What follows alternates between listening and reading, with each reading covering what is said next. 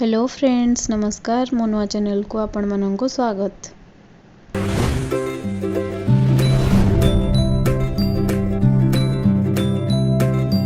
आज आसतु जानिबा छुंची पत्र पिठार रेसिपी। एथिपाई आमको चावल को अध घंटा 45 मिनिट पर्यंत चावल को बतुरे रखा पड़ता है। बैटरटी जिते पतला हम पिठा आमर से भल भाव हम। यापर चाउल को आम भल भाव ग्राइंडिंग करदे जेपरी खदड़ा अंश रही। देखो भल भाव आमर बैटरटी प्रस्तुत हो जाए। किसी स्वाद अनुसार लुण ऐड करदे।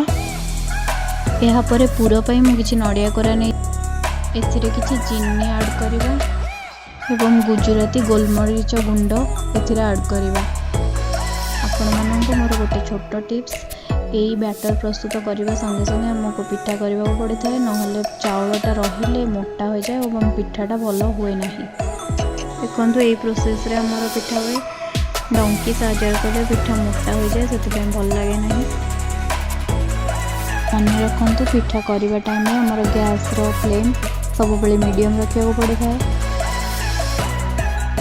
एठार मु कंचा नड़िया पूर बनी आपण मैंने पूर को भाजिकी देपारे। पिठा आमर प्रस्तुत हो जाए। आपण मानक केमती लगे थरे घरे करके खातु और मत कमेंट करी जनातु। जदि आपको मो वीडियोटी भल लगी please like share subscribe my channel. Thank you.